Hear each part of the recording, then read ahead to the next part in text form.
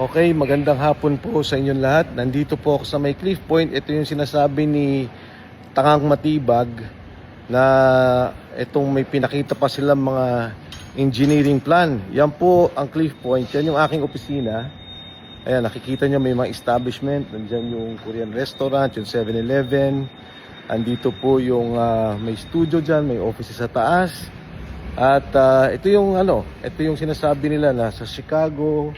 Yan po yung buong complex nitong Cliff Point na kanilang tinuturo. Alam nyo, itong NBI, hindi ko naman huli lahat and may simpatya at may respeto ako sa mga kawani ng ating NBI. Talagang ginagamit pampolitika.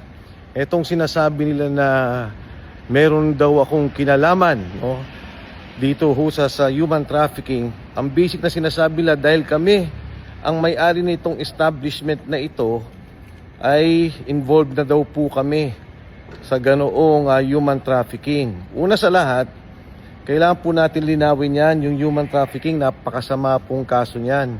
At syempre, ang gusto nila non-bailable. Alam nyo, sa Soler, meron po dyan KTV Club. Dyan po sa Shangri-La lang, dito sa may Shangri-La EDSA, maging dito sa City of Dreams, sa Resorts World, dahil po yan may mga KTV. Ang sinasabi nila, meron daw pong human trafficking na para bang pinilit, ginipit yung mga tao o di kayo tinatakot. Yan po'y walang mga katotohanan. At itong establishmentong ito, katulad ng pinakita ko sa inyo, ito pong lugar na to, marami po ditong mga investor na magkakasama kami. At kung si Matibag lang nang imbestiga ng tama, malalaman niya na may mga kasama kami dito na ngayon ay cabinet secretary. At meron din pong isang investor dito na senador. Parating nga nandito at maraming mag-witness na dito siya nagpupunta. Pangalawa, ang NBI dapat ginagamit sa tama. Yan pong mga korupsyon, yan ang dapat imbestigahan. Paano magkakaroon ng investigasyon na tama na hinihingi ng taong bayan kung ang asawa mismo ni Attorney Melvin Matibag, na akala mo kung sino, Bureau Director lamang, akala mo kung sino na siya magsalita, maging sa mga senador, ito pong mga kalaban nila sa politika, hindi niya maimbestigan dahil mismong sila involved sa bilyong-bilyong korupsyon sa flood control dyan sa San Pedro, Laguna. Kaya yung kasong sinasabi nila, handa akong harapin yan at alam kong gawa-gawa nila yan, gagawin nilang lahat para makulong po kami. Ang lahat na nagsasalita tungkol sa flood control scandal at tungkol sa korupsyon. Yung mga sinasabi ng struktura, paano mangyayari yung struktura? Ito'y lahat inapprove ng Pasig City. Inapprove po to ng building official ng Pasig sa ilalim ng ating mayor, buting Mayor Vico Soto. Kaya ito pong sinasabi lang mga kalokohan na kung ano nung iniba daw ang building permit plan o ang building plan, wala pong katotohanan. Sa ating pong mga kababayan, yung pong ginagawa nilang pagpapatahimik, may kaso rin kami ni Marcoleta tungkol dyan sa plunder, katulad din po yan, gawa-gawa din po yan at walang katotohanan, lalabanan po namin yan. Ang lahat ng kalaban nila sa korupsyon, ang kanilang kinakasuhan. Ang lahat ng lumalaban sa katiwalian, 1.5 trilyon ang ninakaw na pondo sa ating bayan at gusto nilang manahimik tayo. Hindi po tayo tatahimik hanggat walang hustisya, walang nakukulong. Kaya yung NBI, National Bureau of Investigation, ang dapat nyong gawin, mag-imbestiga kayo ng korupsyon. Tulungan ninyo yung ating gobyerno at alamin ninyo talaga kung ano ang katotohanan sa korupsyong to kaysa ginagamit tayo sa politika. Huwag po kayong maniniwala kay Attorney Melvin Matibag dahil po yan ay bobo. Tanga po yan, hindi niya alam ang kanyang ginagawa. Para po sa ating bayan, sa mga kawani ng NBI, huwag po tayong paggamit. Napakaganda ng ating ahensya. Respetado po tayo. Huwag po tayong pagagamit dito sa mga kalokohan na ginagawa ng NBI na pampolitika lamang. Lahat ng mga kalaban nila ay kanilang kinukulong, pinapatahimik at kinakasuhan. Mahigit 40 na po kaming nakasuhan dito sa problema ng flood control scandal. Lahat ng mga nagsalita, hindi naman involved sa korupsyon. Wala namang ninakaw pera pero nagsasalita laban sa korupsyon, kinasuhan na po kami lahat. Pero yung totoong mga involved sa korupsyon hanggang ngayon laya, protektado. Pati nga yung mga freeze order nila wala na, nakawala na po yung pera. Yan ang ating problema sa ngayon at yan ang dapat nating tugunan. Sa inyo po lahat, magandang hapon ulit at maraming salamat. Okay, magandang hapon po sa inyong lahat. Nandito po ako sa may Cliff Point. Ito yung sinasabi ni Tangang Matibag na itong may pinakita pa silang mga engineering plan. Yan po ang Cliff Point. Yan yung aking opisina. Ayan, nakikita nyo may mga establishment. Nandyan yung Korean restaurant, yung 7-Eleven. Andito po yung may studio dyan, may office sa taas. At ito yung sinasabi nila na sa Chicago. Yan po yung buong complex nitong Cliff Point na kanilang tinuturo. Alam nyo, itong NBI, hindi ko naman huli lahat and may simpatya at may respeto ako sa mga kawani ng ating NBI. Talagang ginagamit pampolitika.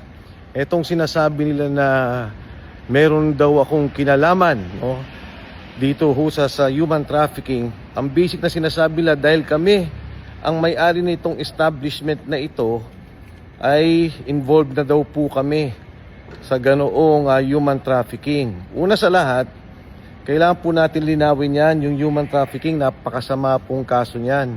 At syempre, ang gusto nila non-bailable. Alam nyo, sa Soler, meron po dyan KTV Club. Dyan po sa Shangri-La lang, dito sa may Shangri-La EDSA, maging dito sa City of Dreams, sa Resorts World, dahil po yan may mga KTV. Ang sinasabi nila, meron daw pong human trafficking na para bang pinilit, ginipit yung mga tao o di kayo tinatakot. Yan po'y walang mga katotohanan. At itong establishmentong ito, katulad ng pinakita ko sa inyo, ito pong lugar na to, marami po ditong mga investor na magkakasama kami. At kung si Matibag lang ng imbestiga ng tama, malalaman niya na may mga kasama kami dito na ngayon ay cabinet secretary at meron din pong isang investor dito na senador. Parating nga nandito at maraming mag-witness na dito siya nagpupunta. Pangalawa, ang NBI dapat ginagamit sa tama. Yan pong mga korupsyon, yan ang dapat imbestigahan. Paano magkakaroon ng imbestigasyon na tama na hinihingi ng taong bayan kung ang asawa mismo ni Attorney Melvin Matibag, na akala mo kung sino, Bureau Director lamang, akala mo kung sino na siya magsalita maging sa mga senador, ito pong mga kalaban nila sa politika, hindi niya maimbestigan dahil mismong sila involved sa bilyong-bilyong korupsyon sa flood control dyan sa San Pedro, Laguna. Kaya yung kasong sinasabi nila, handa akong harapin yan at alam kong gawa-gawa nila yan, gagawin nilang lahat para makulong po kami. Ang lahat na nagsasalita tungkol sa flood control scandal at tungkol sa korupsyon. Yung mga sinasabi ng struktura, paano mangyayari yung struktura? Ito'y lahat inapprove ng Pasig City. Inapprove po ito ng building official ng Pasig sa ilalim ng ating Mayor Vico Soto. Kaya ito pong sinasabi lang mga kalokohan na kung ano nung iniba daw ang building permit plan o ang building plan, wala pong katotohanan. Sa ating pong mga kababayan, yung pong ginagawa nilang pagpapatahimik, may kaso rin kami ni Marcoleta tungkol dyan sa plunder, katulad din po yan, gawa-gawa din po yan at walang katotohanan, lalabanan po namin yan. Ang lahat ng kalaban nila sa korupsyon ang kanilang kinakasuhan. Ang lahat ng lumalaban sa katiwalian, 1.5 trilyon ang ninakaw na pondo sa ating bayan at gusto nilang manahimik tayo, hindi po tayo tatahimik hanggat walang hustisya, walang nakukulong. Kaya yung NBI, National Bureau of Investigation, ang dapat nyong gawin, mag-imbestiga kayo ng korupsyon, tulungan ninyo yung ating gobyerno at alamin ninyo talaga kung ano ang katotohanan sa korupsyong to kaysa ginagamit tayo sa politika. Huwag po kayong maniniwala kay Attorney Melvin Matibag dahil po yan ay bobo. Tanga po yan, hindi niya alam ang kanyang ginagawa. Para po sa ating bayan, sa mga kawani ng NBI, huwag po tayong paggamit. Napakaganda ng ating ahensya. Respetado po tayo. Huwag po tayong pagagamit dito sa mga kalokohan na ginagawa ng NBI na pampolitika lamang. Lahat ng mga kalaban nila ay kanilang kinukulong, pinapatahimik at kinakasuhan. Mahigit 40 na po kaming nakasuhan dito sa problema ng flood control scandal. Lahat ng mga nagsalita, hindi naman involved sa korupsyon. Wala namang ninakaw pera pero nagsasalita laban sa korupsyon, kinasuhan na po kami lahat. Pero yung totoong mga involved sa korupsyon hanggang ngayon laya, protektado, pati nga yung mga freeze order nila wala na, nakawala na po yung pera. Yan ang ating problema sa ngayon at yan ang dapat nating tugunan. Sa inyo po lahat, magandang hapon ulit at maraming salamat. Salamat.